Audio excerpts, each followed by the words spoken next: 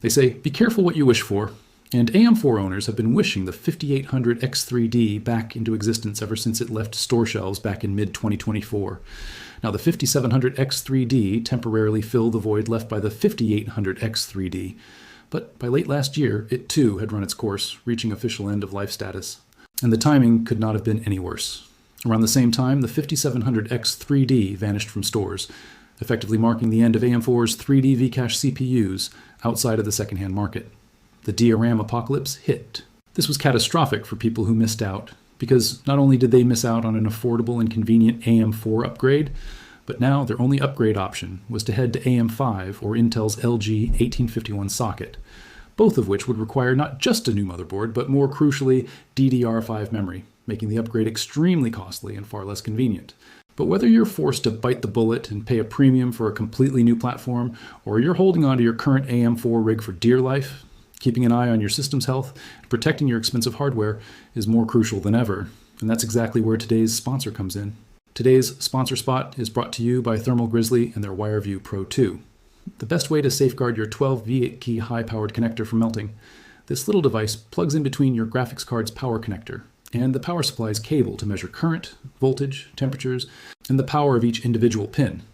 It has a built-in display with configurable views for per-pin current, total power, and temperature, plus audible and visual alarms if thresholds are exceeded. The CNC machined aluminum body includes a semi-passive fan for cooling, automatic data logging, an optional automatic system shutdown via the included splitter cable for extra safety. Thermal Grizzly are so confident that the WireView Pro 2 will keep your graphics card safe that they're backing the product with an extended warranty covering the GPU connector for 2 years. That is a crazy level of support. So, for more information, please check the link in the video description. Okay, so after what seemed like endless begging from AM4 owners, AMD did decide to finally bring back the 5800X3D, and they're calling it their 10th anniversary edition. But like I said, they do say be careful what you wish for, because while AM4 owners finally did get their wish, it came at a cost, and that cost is $350 US. Now look, the original MSRP was $450 US when it first released back in April of 2022, so 4 years ago now. But throughout its on-shelf life, it did see sale prices dip below $300 US. So there were opportunities years ago to buy a 5800X3D for less than $350 US, which does sting a bit for those who missed out. And it does kind of make AMD look bad, or at the very least greedy, for bringing it back after all this time at what seems like a pretty hefty premium.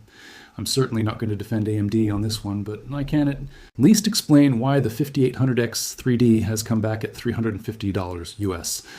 First and foremost, probably goes without saying, but I'll get it out of the way anyway.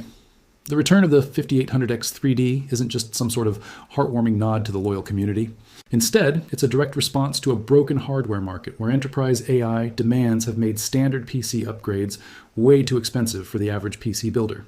So what I'm saying is the actual catalyst was a severe economic bottleneck. Current memory prices have, as I've said, made it too expensive for most people to upgrade to a platform like AM5, which does require DDR5 memory. So to capture budget buyers, AMD needed to do something else. So to state the obvious, AMD brought the 5800X3D back to make money, not to look after loyal AM4 customers. This is just the best strategy to extract more money from those existing customers. It's a strategy we would have seen them execute on sooner had it been as simple as just making more 5800X3D processors, and that's because the original manufacturing process no longer existed. TSMC's first-generation hybrid bonding process used to attach the 3D V-cache on the original 5800X3D was taken offline. So in order to bring the chip back, AMD had to adapt the older AM4 processor to work with their newer second-generation cache stacking process, the same method developed for their newer Ryzen chips.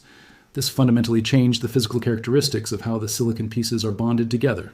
Now, according to AMD's David McAfee, it wasn't just a simple factory restart. It required a whole body of engineering work, including requalifying the new stacking method, building fresh samples, and running strict reliability tests before mass production could begin again. Given all of this, it makes sense that AMD isn't bringing the 5800X3D back at a dirt cheap price point. But even the engineering efforts aside, it makes no sense for the simple reason that they don't have to. Leading up to the release of the 5800X3D, demand was incredibly strong for the part. So much so that existing AM4 owners were regularly paying over $400 US, some even over $500 earlier in the year. But since the announcement of the 5800X 3D 10th Anniversary Edition, prices for secondhand models have dropped to around $300 US, some even lower. So if people were already paying well over $350 US for a secondhand $5,800 X3D processor, it wouldn't make sense for AMD to go to all the effort of re-releasing it for less than that, as nice as that would have been. So how does the 5800 X3D 10th Anniversary Edition perform, and who does it make sense for, if anyone? Well, we'll go over some benchmark results first. We'll compare it with some of the older AM4 processors, as well as some current generation CPUs that are available for a similar price. But before all of that, how does it compare to the original 5D 800X3D? AMD promised the new 5800X3D would be identical to the old 5800X3D. That does appear to be the case. Despite having to re-engineer the product to be compatible with modern design processes, the end result looks the same. I'm confident in saying that any small differences that we're seeing between our old 5800X 3D and the new 10th Anniversary Edition is down to silicon quality or run-to-run variance. After a 30-minute all-core stress test in Cinebench, the new version peaked at 94.1, 5 degree, while the old model hit 92, 8 degree, and that's a 7 degree variation, which could be down to thermal paste application.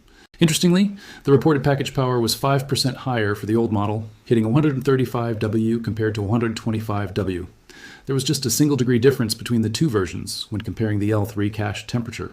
So overall, when comparing the various temperature readouts, we're looking at a 1 to 2 degree difference, which is pretty normal, and you can expect to see those kinds of differences when comparing samples of the same model. As for clock speeds, the old model averaged a frequency of 4,200 MHz, while the new model averaged 4,195 MHz, a mere 1% difference. So needless to say, performance is going to be identical. And of course, I did run some tests to ensure this is the case, and surprise, surprise, it is. So we've confirmed that the 5800X 3D 10th Anniversary Edition is a 5800X 3D. Good to know. So let's see what that means for gaming performance in 2026. We'll start with Rainbow Six Siege, and as you can see, the Ryzen 7 5800X3 remains a highly relevant drop-in upgrade for AM4 owners. Using the medium preset, it managed 401 FPS on average, delivering a massive 55 to 57% uplift over the older 3800X and 5500. Even stepping up from the popular 5600X nets, a solid 13% boost. Now, when compared to modern mid-range silicon, the aging 3D V-cache part is impressive. It does hold its ground. It effectively tied with the Ryzen 57500F, while it slightly trailed Intel's new Core Ultra 5 250K Plus by about 4%, but it was soundly beaten by the current generation Ryzen 5 9600X, but still a great result given its age and what it offers AM4 owners. Moving on to Marvel rivals, the 5800X3D averaged 178 FPS using the medium settings, and this provided a massive 57% uplift over the Ryzen 7 3800X, along with a worthwhile 35% jump for the 5600X. Against modern entry-level options, it holds a respectable 5% lead over the Ryzen 57500F. Meanwhile, the 9600X was just 5% faster, though the Core Ultra 5250K Plus dominated with an 18% lead. Regardless, the 5800X 3D ensures buttery smooth 1% lows, and it keeps you competitive without needing DDR5 memory. Testing Horizon Zero Dawn Remastered reveals another strong victory for the AM4 upgrade path. Using the medium settings, the 5800X3D churned out 195 FPS, annihilating the older 3800X and 5500 with a massive 58% frame rate increase. It also left the popular 5600X in the dust by a 36% margin. Now, when comparing it to current generation hardware, the 5800X3D confidently outperforms both the Ryzen 5 9600X and 7500F across both the medium and ultra preset data. Then we have Intel's Core Ultra 5250K Plus, which did manage to pass it by roughly 4% on average, but still the 5800X 3D's massive L3 cache continues to demonstrate that this older architecture can still punch well above its weight. Next up, we have Baldur's Gate 3. And here the 5800X 3D absolutely dominates, once again proving just how much this game loves 3D V-cache. Using the medium settings, it averaged 175 FPS, allowing for a jaw-dropping 103% and a 94% performance uplift over the 3800X and 5500 respectively. Even upgrading from a 5600X yields a massive 64% boost. More impressively, though, it completely dismantles the modern mid-range competition. The aging AM4 flagship beat the Ryzen 5 7500F by a staggering 40%. It also outpaced Intel's 250K Plus by 26%, and easily handled the newer 9600X by a 23% margin. It also maintains superior 1% lows across both presets. So, the 5800X3D remains an absolute monster for this CPU-bound RPG, cementing its status as the ultimate drop-in upgrade. Moving on to Cyberpunk 2077 Phantom Liberty. The 5800X3D again flexes its muscles, delivering 179 FPS with the medium settings, and that saw it crush the older AM4 parts, offering a staggering 64% performance bump over the 3800X, and a very healthy 35% gain over the 5600X. But what's truly impressive is how it handles the more modern competitors. For example, the 5800X3D outright beats the newer Ryzen 5 9600X and 7500F by a 6% and 10% margin, respectively. It even mixes it up with a 250K Plus, which was really impressive to see. Looking at Battlefield 6, the 5800X3 once again validates the decision of many to stick with AM4. With the medium settings allowed for 163 FPS, offering a fantastic 47% performance bump over the 3800X and a solid 29% improvement over the 5600X. Then pitted against the current generation silicon, the 3D V-Cache. Chip managed to hold up brilliantly. It outperformed the 7500F by a 12% margin, and it matched the 9600X. Intel's 250K Plus was faster here, leading by a 9% margin on average, with noticeably stronger 1% lows. But still, the 5800X3D did remain highly competitive. Space Marine 2 is a heavily CPU-bound game, making it a prime target for the 5800X3D. Using the medium settings, the 5800X3D churned out 106 FPS on average, offering a phenomenal 55% performance increase over the 3800X and a solid 32% gain over the 5600X. It also easily dispatches the Ryzen 5 7500F by 9% and even edges out the newer 9600X. It goes perfectly toe-to-toe with the 250K Plus, tying it in the average frame rates, but actually delivering slightly better 1% lows. In The Last of Us Part 2 Remastered, the 5800X3D shines brightly, pushing 172 FPS with the medium settings, allowing for a massive 56% lead over the 3800X and a respectable 23% boost over the 5600X. But what is most impressive is how it handles the current generation Ryzen 5 lineup. It outright beats both the 7500F and 9600X, boasting superior average frame rates and noticeably better 1% lows across both the medium and ultra presets. Swinging into Spider-Man 2, the 5800X3D delivers 183 FPS with the medium settings, yielding a superb 51% performance uplift over the 3800X and 35% over the 5600X. It also successfully outpaced the 7500F by an 8% margin, proving that cache does still matter heavily in this game. It also effectively tied the 9600X. Though Intel is 250K Plus was quite a bit faster, delivering an 11% advantage. However, with ray tracing enabled, the 5800X3D does struggle a bit more, falling behind the 7500F and getting trounced by the Intel chip. And we know that these settings do require a lot of system memory bandwidth, and we have seen DDR4 configurations fall away in this test.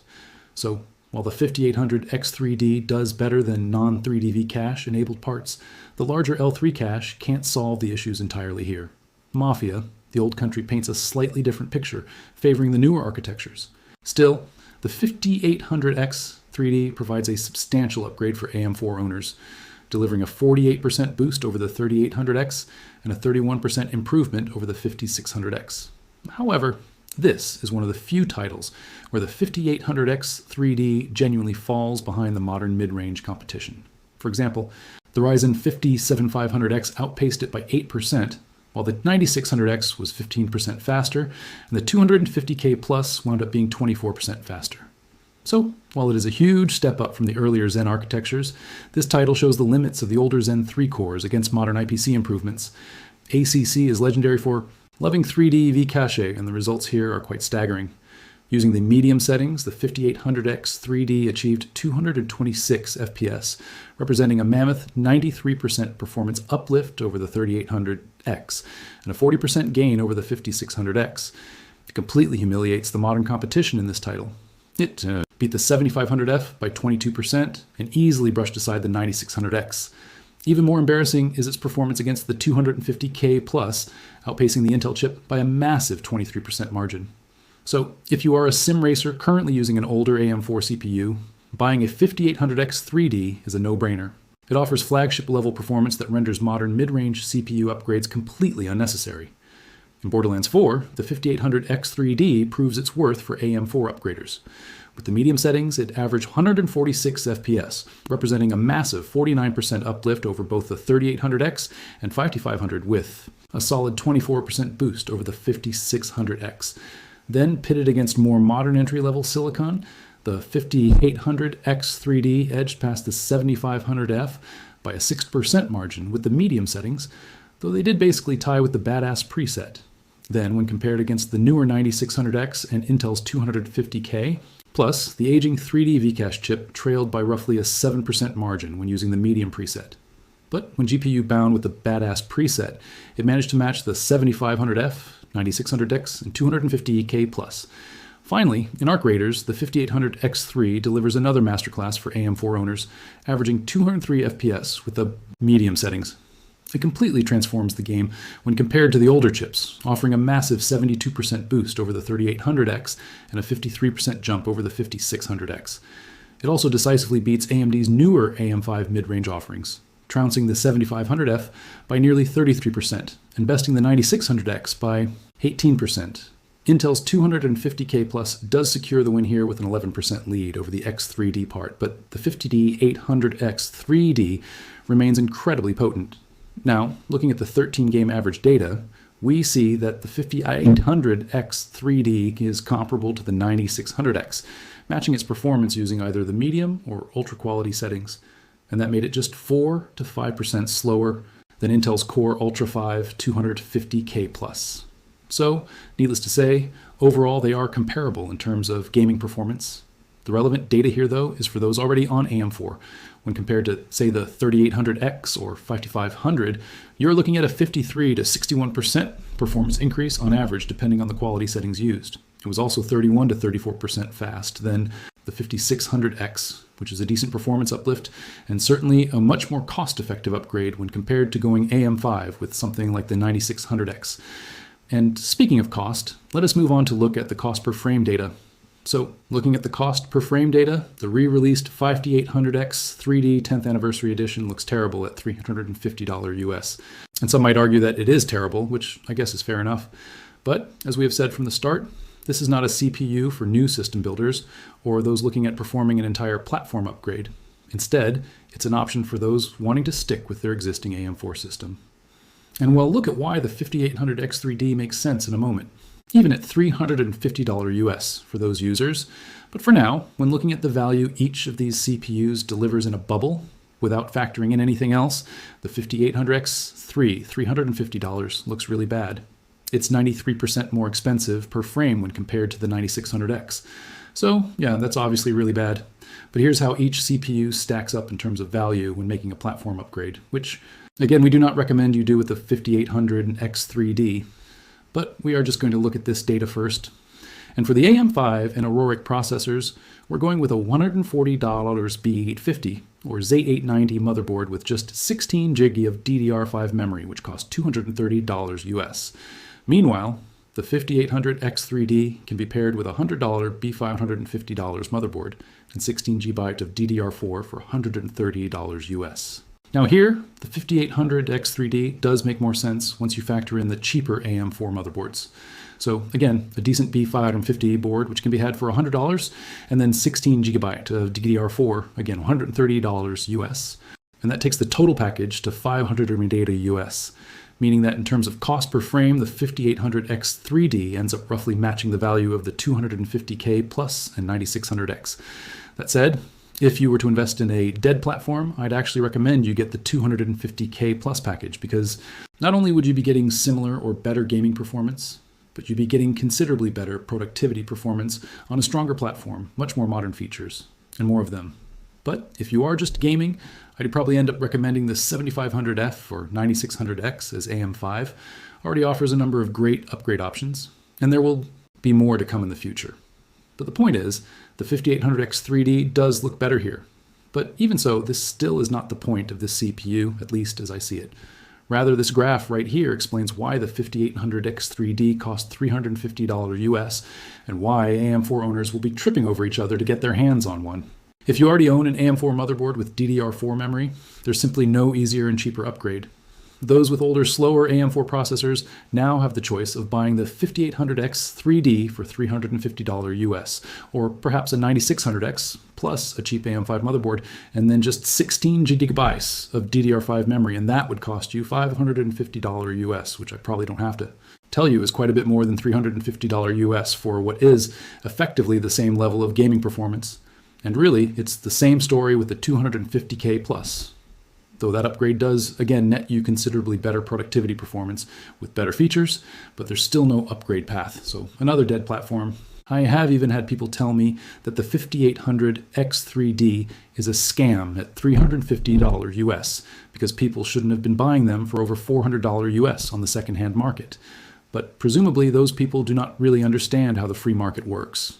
They also do not understand that $450 US, for example, is less than $550 US, which is what you'd have to pay for the same level of performance from a 9600X with 16 GB of DDR5 and a cheap AM5 motherboard. So while in some instances I advocate for spending a bit more time saving up, just wait a bit longer. But in this example, I do not really see why you'd spend $100 US more to get no additional performance, especially when you have already invested in existing hardware which you can get more life out of. So for AM4 owners who are thinking of getting a secondhand 5800X3D, the fact that AMD has brought them back at $350 US is a pretty great deal. So given all of that, while I agree the 5800X3D, a now 4-year-old processor, does feel a bit rich coming back at $350 US, but for those already on AM4, it is a dream come true in the current market. I certainly do not recommend buying it if you don't already have an AM4 motherboard and DDR4 memory, but if you do, it is the cheapest and easiest way to unlock modern gaming performance. For me, the only really disappointing thing about this release, yeah, the price aside, is the fact that these new 10th anniversary edition processors, they look identical to the 4-year-old versions. Apart from a small label on the box just here, there's nothing else to indicate this is a special new product. It's not like those special 50th anniversary edition 2700X processors, which we got with Lisa Su's signature on them. They were pretty neat, kind of cool, at least something more than just a repeat of what we already had. These are just plain old 5800X3Ds. So yeah, why make all the fuss about it? Announce Computex that it's this special 10th anniversary edition. You are bringing it back and all that. I get that it's something that people have been asking for to bring back, but just say you are bringing back the 5800X3D. I do not know. Maybe I am just nitpicking. It all seems a bit lame to me. Anyway, that is going to do it for this one. If you like the video, you know what to do. Subscribe for more content. We do have another new AMD CPU review coming up on the channel tomorrow. So yeah, again, make sure you subscribe for that because maybe you will want to see that video. I don't know. If you are interested in buying this, then maybe not. But anyway, there's another CPU video coming up. So spoiler alert. If you do like more Roblox goodness, we have the join button or Patreon. Sign up to either one of those will give you access to our exclusive Discord server, monthly live streams, Q&A stuff, and behind the scenes content. So check that out if you're interested. If not, that is perfectly fine. And of course, I would like to thank you for watching this video. I'm your host, Steve. See you again next time.